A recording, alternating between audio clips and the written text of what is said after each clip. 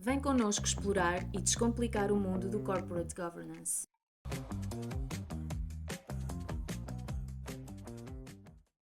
Bem-vindos a mais uma rubrica do Ivens Board Watching, o nosso podcast sobre governance. Temos hoje connosco o nosso estimado amigo Carlos Borges. O Carlos é formado em gestão e marketing e em finanças pela Universidade Católica de Portugal, em Lisboa. Teve o seu MBA na Universidade de Kellogg, ao pé de Chicago. E foi depois na sua carreira entre várias posições e esteve na Accenture e depois veio a ser administrador executivo no Banco de Poupança e Crédito em Angola, onde levou as partes de planeamento, controle de gestão e estratégia, antes de se tornar secretário de Estado para a aviação civil, marítimo e portuário, para a área da aviação civil, marítima e portuária, e é hoje em dia Head of Advisory, portanto de consultoria, da KPMG em Angola. É com imenso gosto que agradecemos que tenhas aceito o convite de estar aqui connosco hoje para falarmos um pouco sobre os temas de governance e usando naturalmente a tua experiência prática em várias posições e perspectivas, tanto executivas dentro de uma empresa da banca, que ainda por cima é um setor altamente regulado, como depois numa posição rara, que é na figura, como secretário de Estado, de alguém que está do lado do governo para tentar trabalhar com várias das empresas, enfim, mais estratégicas e infraestruturas muito relevantes da economia angolana.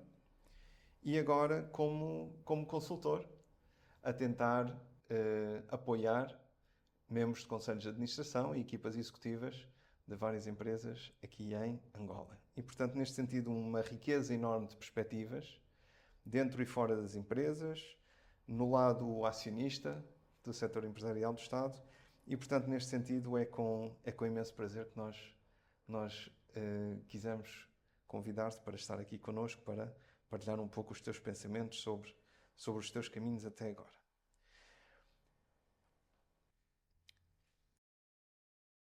Começávamos, talvez, por esta experiência um pouco de uma perspectiva mais rara para a maioria dos conselhos de administração, que é a perspectiva sobretudo, que tiveste quando foste secretário de Estado.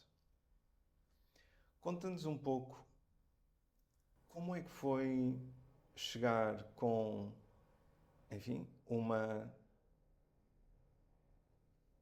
situação e uma liderança que cria transformação, que cria mudança, enfim, muitas alterações. Relembra-me em que ano é que... 2019. Em 2019, ainda por cima antes do Covid. 5 de novembro de 2019. 5 de novembro de 2019, portanto, numa altura provavelmente que mudou muito em 6 meses e sobretudo, aliás, na altura, sobretudo na parte dos transportes. Como é que foi esta perspectiva da tua experiência a chegar a secretário de Estado, aviação civil, transportes marítimos, portos, infraestruturas estratégicas, empresas com grandes assets, okay? Infraestruturas estabelecidas, e tentar imprimir, penso eu, não sei, mudança à maneira como as coisas estavam a ser levadas. Qual é que foi a tua perspectiva?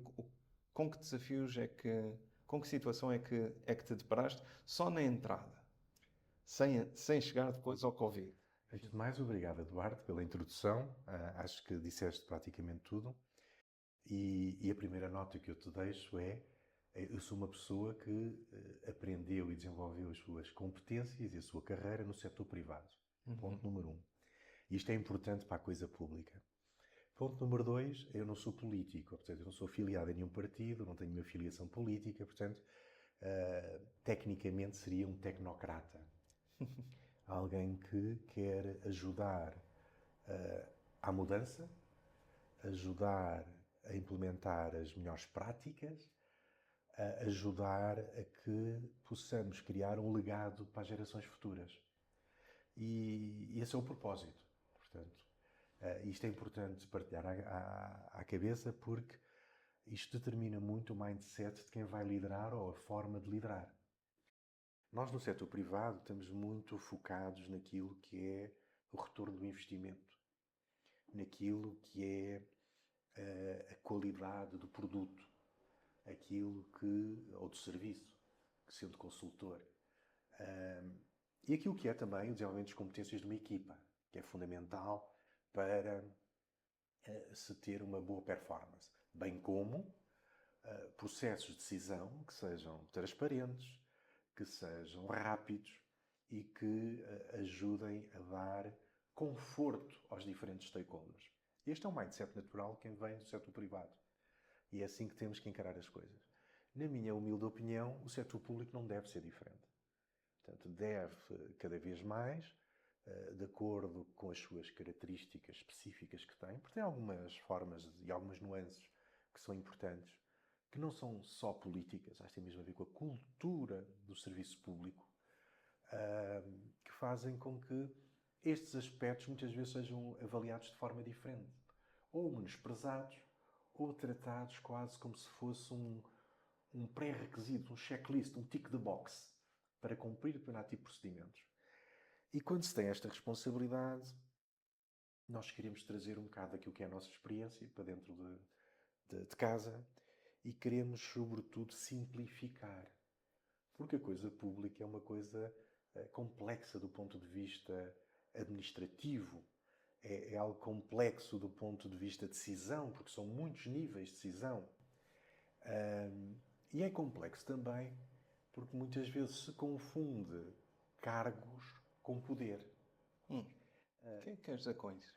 Olha, ser ministro ou ser secretário de Estado, e eu era secretário de Estado, fazia com que eu tivesse uma preocupação de fundo, que é respeitar o processo e a capacidade de decisão e o poder decisório das empresas tuteladas ou das empresas que fazem parte da nossa superintendência.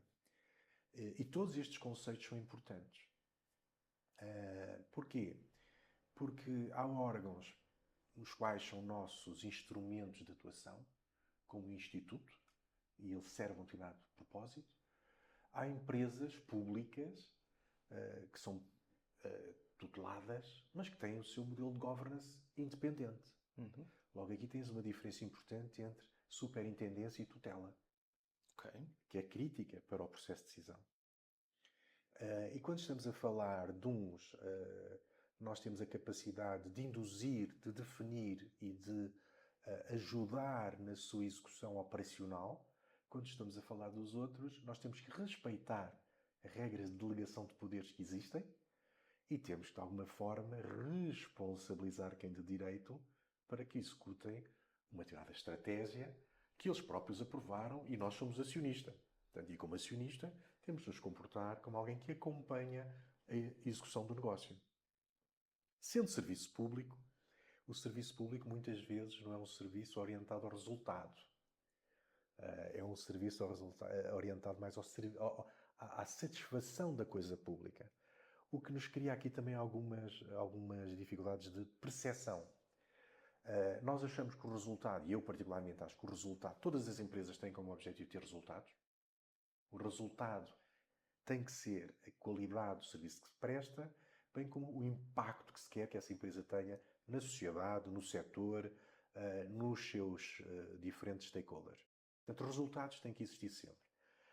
O foco às vezes pode alterar se nós queremos ter uma grande rentabilidade ou sempre se queremos ser cost recovery. Pagar os serviços e os custos que nós temos e os investimentos necessários para servir um determinado propósito que é coletivo. Este mindset, para mim, está claro e para mim é um pressuposto. Muitas vezes não está interiorizado nos diferentes interlocutores que nós temos, sejam políticos, sejam empresariais. Então, o como fazer as coisas é importante para que, primeiro, possamos liderar pelo exemplo e com um propósito. Isto é fundamental. Ser claro. Qual é o caminho e o que é que preconizamos. Pensamos que, e penso particularmente, que um timoneiro tem que dizer aonde queremos chegar, porquê e qual é o impacto que nós queremos gerar na sociedade, num caso em particular como secretário ou como agente público. Depois temos que agir com muita humildade, porque o próprio cargo nos dá o cargo de excelência. Somos tratados com alguma deferência, mas somos todos humanos. Portanto, e a verdade é que nós temos que ser humildes, tratar o PCA, o ministro, o presidente ou a senhora da limpeza da mesma maneira do ponto de vista de dignidade e de respeito. E isto é importante, porque isto também faz a diferença do ponto de vista de forma de estar. E depois, no como ainda, é importante termos a coragem no processo de decisão. E é importante que nós possamos decidir com base em dados objetivos. Não pode haver suposições, não pode haver... Nós vivemos num mundo de percepções que muitas vezes distingue aquilo que é e de alguma forma complica o processo decisório, e nós temos que dizer quais são os dados que precisamos para decidir. O como assenta muito em dados objetivos. Eu não quero, portanto, estilos e feitios, cada um tem o seu.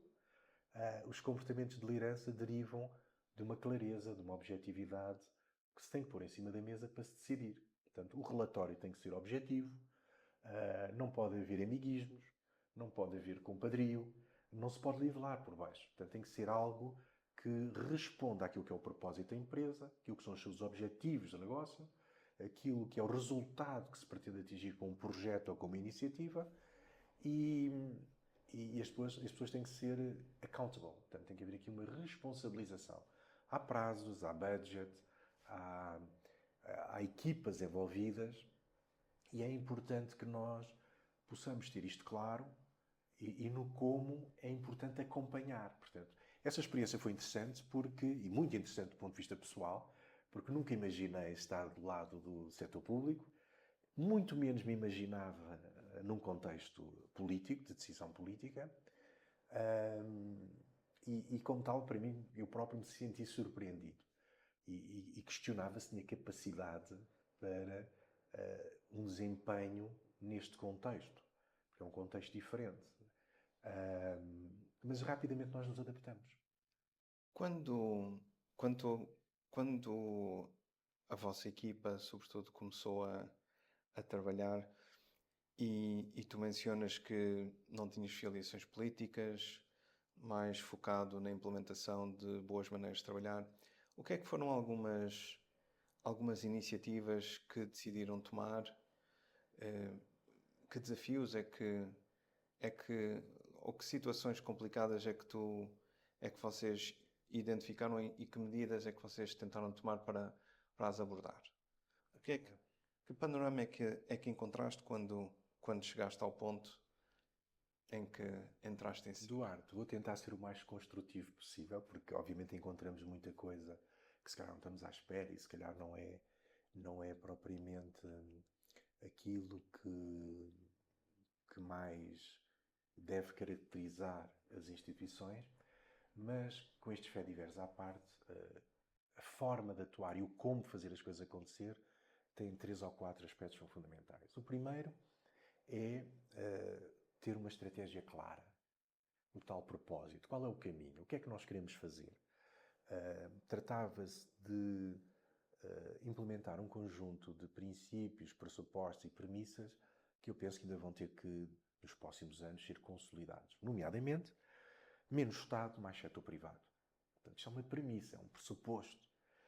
E para isso acontecer, implicava termos um plano diretor para atuar, que já estava definido e que era preciso implementar.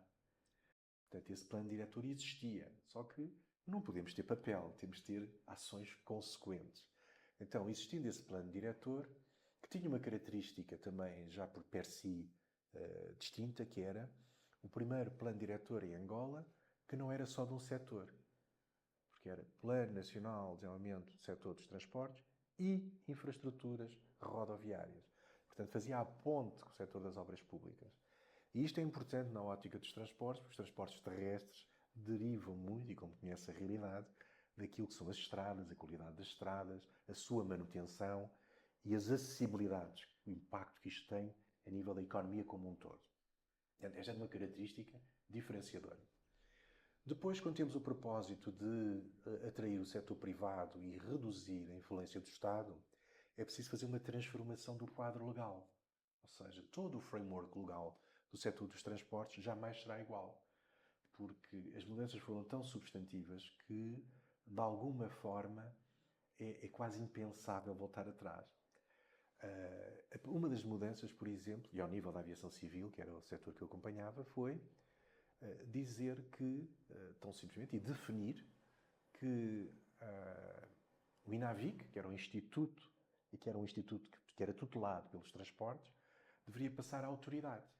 Ou seja, estávamos a conferir a um determinado órgão do Estado a capacidade de ser autoridade, isto é, delegação de poderes do ministro para um órgão que passava a ser independente. Isto é o como. É tomar decisões arrojadas, e já agora isto tem a ver com a Convenção de Chicago, 1946, são coisas que já estão consolidadas em muitas regiões do mundo e que nós temos que alinhar por aquilo que são os acordos internacionais e temos que alinhar por aquilo que são as boas práticas. Essa é uma decisão de fundo.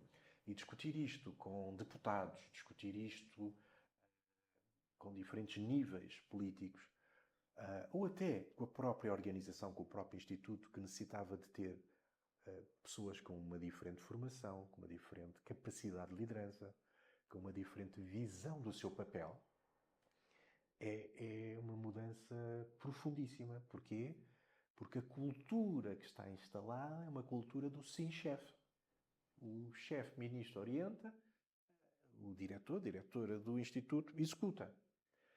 E o que nós queremos não é isso. Nós queremos pessoas com capacidade crítica, com know-how especializado, com capacidade de liderar e de identificar as prioridades, que possam ser interlocutores válidos com as contrapartes internacionais e que tenham um conjunto de competências específicas, olhe, como por exemplo coisas tão básicas como falar inglês, que permitam com que o seu diálogo e o posicionamento de Angola em órgãos como a ICAO, como a IATA ou associações regionais no âmbito da aviação civil seja efetivamente reconhecido. Portanto, este é o tipo de mudanças que nós temos que fazer e que tivemos que fazer. Logo, nós também criámos um conjunto de reguladores, nem todos deixaram de ser institutos, mas começámos a transformar os institutos em agências, que era um processo iterativo para começarmos nos diferentes subsetores do setor dos transportes, a aviação civil, o marítimo e portuário, a logística, os transportes terrestres, nós termos órgãos cada vez mais independentes, com receitas próprias, com estruturas e conselhos de administração com capacidade de decisão, com modelos de governance claramente definidos, com equipas, planos de formação, planos de negócio, planos de atuação, que lhes permitam materializar aquilo que é o seu objeto social. Uhum. E isto é descentralizar e criar estes órgãos intermédios que são fundamentais para gerir o setor. Um ministro, um secretário de Estado é incapaz de gerir um setor e chegar a todas as áreas do setor. É impossível. Tem que ter estes órgãos reguladores e não basta ter leis, é preciso ter regulamentos para, nas diferentes áreas, os transitários, os despachantes, as empresas de transportes. Outra forma de transformar o setor foi, por exemplo, delegar nas províncias e nos governos provinciais o transporte público coletivo. Como é que alguém sentado em Luanda vai definir o percurso de um autocarro que está em Cabinda, que tem que passar pela escola, pelo hospital e pelo centro... Autoconhecimento local mais apurado. Isso. Portanto, nós temos que descentralizar. E aí também se criaram instrumentos para dotar os governos provinciais dessa responsabilidade e criar os fóruns para acompanhar essa delegação de poderes. No meio dessa iniciativa muito abrangente e muito profunda de talvez tentar aumentar a autogestão de várias organizações com responsabilidades muito cruciais.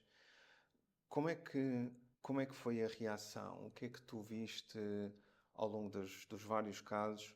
O que é que aconteceu? Uhum. O que é que cumpriu ou se calhar não cumpriu com as expectativas e como é que vocês afrontaram essas situações? Porque isto parece uma mudança muito, mesmo culturalmente, em Angola, nas várias organizações, ainda por cima dos setores muito próximos do Estado, parece uma alteração muito fundamental, muito estrutural.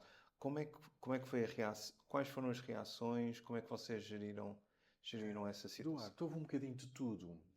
E eu penso que temos de estar habituados, e já nas empresas assim estamos. Há sempre os descrentes, aqueles que dizem que não pode ser porque sempre foi assim. Não pode ser porque vai desequilibrar aquilo que é o modus operandi corrente. Há aqueles que pagam para ver, esperam para ver se a coisa funciona, não dizem sim nem não, mas ficam um bocado em cima do muro. E há um número reduzido que acredita, e normalmente é um número reduzido, e que são os change champions da mudança, e que percebem o alcance, percebem o impacto, estão a ver onde é que se pretende chegar, e esses são pessoas-chave, que fazem parte do núcleo duro de uma equipa coesa que tem que existir, para que efetivamente esta mudança exista. Obviamente, ao nível da liderança, quer ministerial, sobretudo, tem que haver muito foco, muita assertividade naquilo que é o propósito que se pretende atingir. Tem que haver muita capacidade para, de alguma forma, motivar, empoderar e estabelecer as linhas vermelhas daquilo que são os must-dos e o don't-dos. Para as pessoas também terem guidelines, porque ao mudarmos as regras do jogo, nós estamos no fundo, a reinventar o jogo. Isto é algo que é game changer e as pessoas pensam, estes vão estar aqui meia dúzia de anos e vão-se embora, eu estou aqui há não sei quantos anos e vou continuar, e isto é muito importante na coisa pública, e então nós temos que, de forma sistemática, através daquilo que são conselhos de direção, conselhos consultivos, que são mais abrangentes.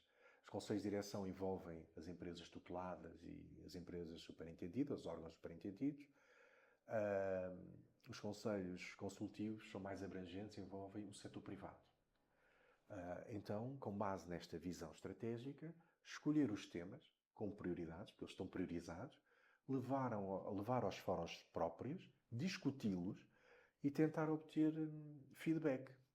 E isto também é um aspecto importante, que é a própria cultura não é muito dinâmica ao contributo. Quase que se tira a saca-rolhas aquilo que, por muito que critiquem, quando chega a hora da verdade, digam lá como é que vamos fazer diferente. Nós propomos isto. E muitas vezes não sabem explicar alternativas ou como é que fazem diferente.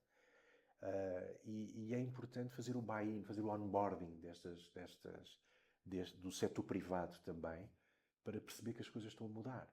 Ou seja, que nada vai acontecer sem que eles também intervenham. Como é que era? Tu tinhas vários institutos e empresas que que dependiam também de uma articulação contigo. Como é que vocês geriram a articulação com estas diferentes equipas de liderança?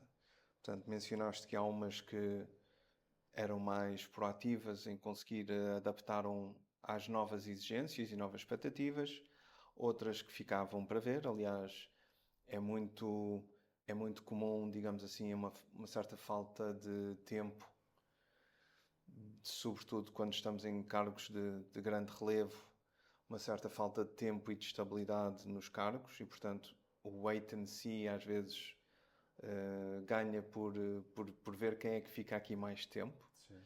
E depois tu mencionaste que há depois organizações que até parece que não movem ou não acreditam que aquilo seja para ser feito. Portanto, Sim. há uma diferença muito grande talvez de comportamentos. Como é que vocês geriam a articulação com estas equipas de liderança de forma mais... E como é que vocês adaptavam, se calhar, o estilo com que estavam e com que se comportavam nessa articulação para conseguir levar as coisas para o caminho que entendiam? Sim, sim. Isso é um tema importante e a coisa foi implementada da seguinte forma. A mudança para ser feita tem que ser feita por layers. Isto é, naquilo que é validação de aspectos estratégicos, envolver todos os stakeholders. E havia fóruns próprios, incluindo os próprios conselhos consultivos, que são obrigatórios a haver pelo menos 2 por ano. Isto é uma forma de envolver o setor privado. Não obstante, também se alterou um paradigma que era, mesmo na formulação daquilo que eram as dinâmicas legais, envolvê-los na auscultação daquilo que se pretendia fazer. E haver momentos de auscultação. Naquilo que são os aspectos internos, há aquilo que são os conselhos de direção, que é reunir todos os boards, independentemente dos subsetores, e com eles também começar a ter uma fotografia integrada e transversal do comportamento e da performance de cada um. E quais são os aspectos críticos que cada um deve ajustar ou melhorar. Isto dá um primeiro nível de comparabilidade. Obviamente, no princípio é difícil porque a assimetria de informação entre as empresas é grande. O nível de... Até porque há empresas públicas que são muito deficitárias e há empresas públicas que conseguem gerar receitas próprias. Isto cria uma grande... É quase como se houvesse empresas de primeira e empresas de segunda, que era uma coisa que queríamos desmistificar. Porque o propósito é o mesmo e aí também achamos que tem que haver daqui alguma forma, algum reequilíbrio daquilo que é a postura, a forma de estar, a forma de decidir e a forma de tratar os colaboradores para ser o mais harmonizada possível. Portanto, criar uma cultura de pertença. Segundo, era importante depois, dentro de cada pelouro, e eu tinha o pelouro da aviação civil, marítimo e portuário, que era fazer periodicamente, e eu penso que a disciplina de quem for gestor público passa muito por aí, que é, independentemente das atribuições, vulgo, de representação política que possam existir, é ter calendários, haver reuniões mensais, quinzenais, de acordo com as temáticas. Se são projetos estruturantes, o acompanhamento tem que ser mais curto, mais incisivo, como era, por exemplo, o processo de concessão de um terminal, como era, por exemplo, o próprio corredor de Lobito, que hoje toda a gente fala, em que nós quinzenalmente tínhamos reuniões e a determinada altura era semanal, para cumprirmos o objetivo de preparação de todas as peças para dar conforto aos diferentes stakeholders e cumprir prazos, que é um tema importante. Se a data é aquela, é para cumprir, então todos os envolvidos têm que trabalhar para aquele propósito. Então tem que haver um calendário, pontos de situação, aquilo que extravasa a equipa e tem que ser discutido a outro nível, tem que ser levado para o nível de decisão. Mas tem que haver esta disciplina de haver estes encontros, esta disciplina de haver documentos de suporte, de haver atas de reuniões, de fazer o follow-up das decisões, que é um tema muito importante e que muitas vezes as organizações perdem-se, sobretudo as organizações mais indisciplinadas. E aquilo que se decidiu não é levado à prática, não. Temos que chamar a atenção que na reunião de há 6 meses atrás foi decidido isto, demorava 5 meses a ser feito, ou 8. Portanto, estamos no 6º mês, ou está feito, ou quero saber como é que isto vai ser implementado daqui a 2 meses. Porque desde lá para cá não tenho recebido reportes. E isto tem que ser feito de forma muito incisiva, muito direta. E tem que ser feito com as pessoas responsáveis. Como é que parece ser uma forma de trabalhar muito estruturada, muito organizada, digamos assim, uma responsabilização através da monitorização e não apenas com base numa confiança cega? Não. Okay. Ninguém pode passar um cheque em branco. Não há cheque em branco. As pessoas podem ter percebido como controlo ser falta de confiança ou controlo ser preocupação de que as coisas, que o apoio chegue quando seja necessário. Como é que Esse é um excelente ponto, Arte. E inicialmente, até porque, sendo nós jovens, num ecossistema de pessoas, às vezes sexagenárias ou até com outro tipo de experiência que já passaram por muitos conselhos de administração, é giro chegar alguém fora do setor e querer perceber como é que a coisa está a ser feita, quando é que vai ser feita, quem é o responsável, qual é o desvio e porque é que não recebeu o relatório, ou que relatório tem que receber. E acho que isto é importante desmistificar e tem a ver com 2 ou 3 aspectos importantes. Primeiro, é a forma como se coloca essa necessidade. Efetivamente, por essa necessidade como uma necessidade objetiva para se cumprir objetivos que estão definidos ao nível do setor, que são compromissos com o Plano de Desenvolvimento Nacional, que são compromissos do país, que são compromissos com o mercado. Portanto, o ónus não é o controlo de quem está na tutela, mas sim a necessidade de cumprir uma meta e um propósito relacionado com o mercado. Segundo, e colocaste em uma tónica importante, que é como é que podemos ajudar a que isso se materialize. Porquê? Porque muitas das decisões, eu vou-te dizer que uma das primeiras coisas que eu quando cheguei, tive contacto foi decidir a compra de aviões. E chega à minha secretária, um processo de uma monta importante. Estamos a falar Claro de que sim. dezenas de aviões, de valores exorbitantes. E isto é uma decisão que não é um secretário de Estado que toma, um ministro. Vamos dizer, para aqui, isto não é a minha responsabilidade. Vamos ter que olhar para a empresa e a empresa tem que fazer, no âmbito do seu plano de negócios, um plano de rotas, um plano de investimentos, de retorno desse investimento que justifique tomadas de decisão. Portanto, este processo vai para o sítio correto para ser decidido. Aqui não se decide isto. Aqui define-se a estratégia. E a estratégia é sanear a empresa, capitalizar e criar condições para a sua operacionalidade. E, eventualmente, a determinada altura, estando a empresa capaz, fazer um IPO e lançá-la em bolsa. Portanto, isto são decisões estratégicas que a tutela pode tomar. Decidir a aquisição de aviões tem que ser feito no âmbito da empresa, em sede dos seus mecanismos de decisão, de acordo com o seu plano de negócios, de acordo com a sua capacidade financeira e naquilo que sejam limitações, aí sim pode haver necessidade de suporte do Estado, enquanto avalista, enquanto suporte ao financiamento. Então é preciso distinguir as coisas. E por acaso tive esta experiência e foi o primeiro processo que me veio parar à mão e isto tem um impacto importante porque estava diretamente ligado até ao próprio capital social da empresa. Diz, meus amigos, vamos lá alterar o modus operandi. Portanto, estes são exemplos práticos de coisas em que nós temos que ter o discernimento do que é competência política, ou quem está a exercer um cargo político, daquilo que é, às vezes, fugir à responsabilidade de um conselho de administração que tem que assumir as suas responsabilidades. Portanto, e tem que fazer o trabalho de casa e depois apresentar e justificar um determinado investimento. E não podemos ter inversão do ónus da causa, portanto, porque, caso contrário, ficamos todos corresponsáveis por um processo de decisão que não obedece àquilo que é os checks and balances, as áreas de atuação, e ficamos todos comprometidos com uma coisa que não teve os diferentes layers. Portanto, o Conselho de Administração tem que apresentar aos seus acionistas. Por acaso também são entidades, também são empresas. Embora públicas, são empresas. E os seus acionistas, e no âmbito dos seus acionistas, há lá uma representação do Estado. E é aí que se toma a decisão. Nós damos a ratificação política, damos o endorsement da coisa, mas não temos de ter muito discernimento em separar. E no início, penso que foi importante, e às vezes também vem umas cascas de banana, que é para testar a nossa maturidade, e nós temos de ter a clarividência de não misturar o trigo com o joio, e aí entra a experiência, ou seja, nós não podemos olhar para estes processos como sendo de forma naif.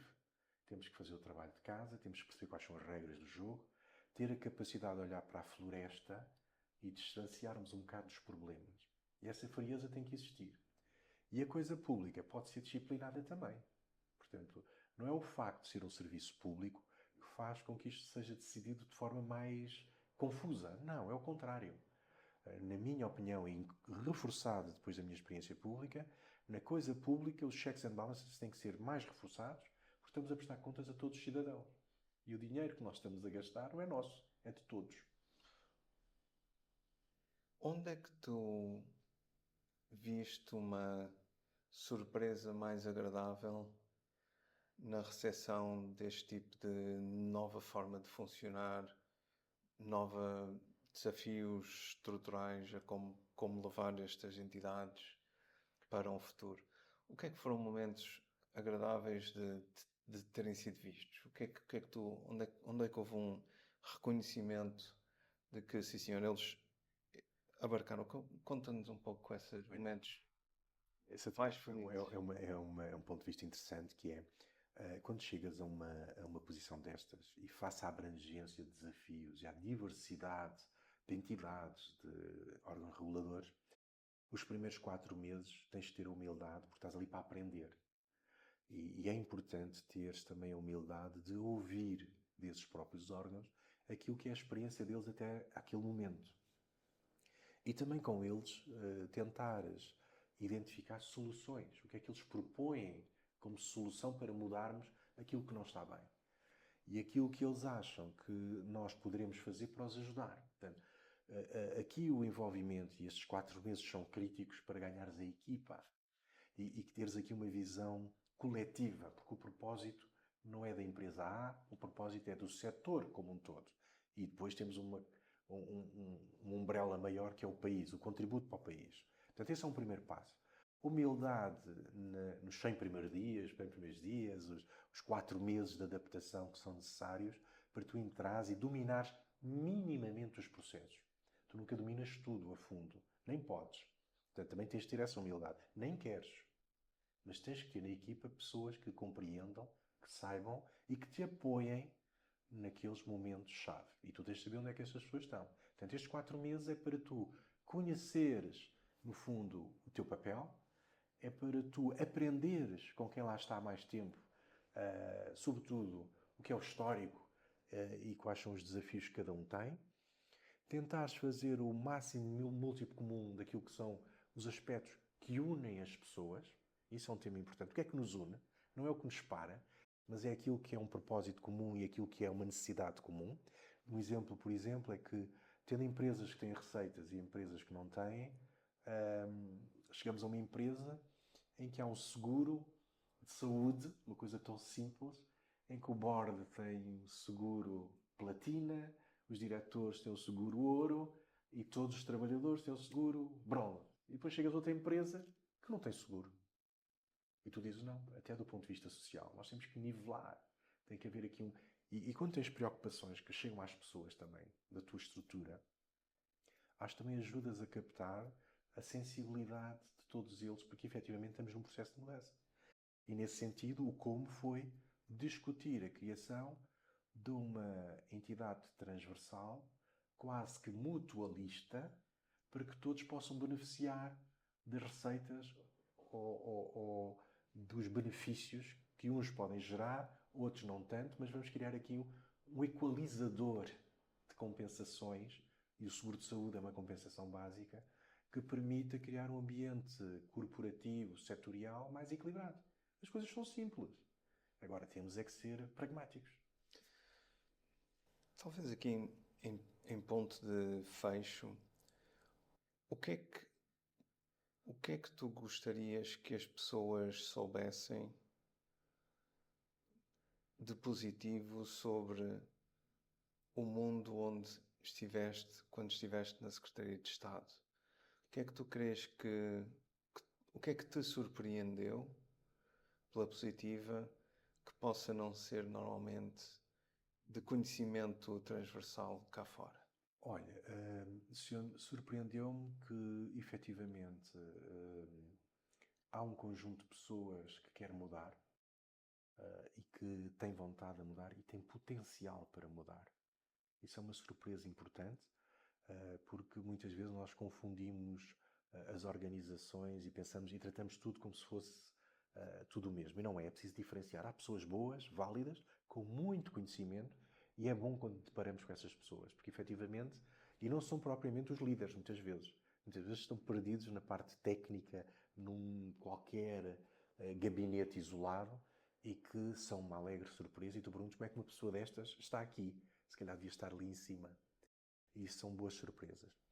Outra boa surpresa é que, efetivamente, se nós criarmos um sentido de pertença e uma visão transversal a todos, as pessoas começam a atuar de uma forma em que percebem que se fizerem certo tipo de práticas, tiverem certo tipo de práticas, há um impacto positivo ou há um impacto negativo a montante ou ajusante.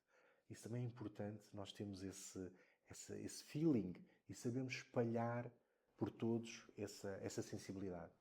E isso é um conforto e sabemos que esse impacto que isso tem nas pessoas é muito positivo, porque eles começam a perceber que isto é uma fábrica, em que, efetivamente, há aqui vasos comunicantes.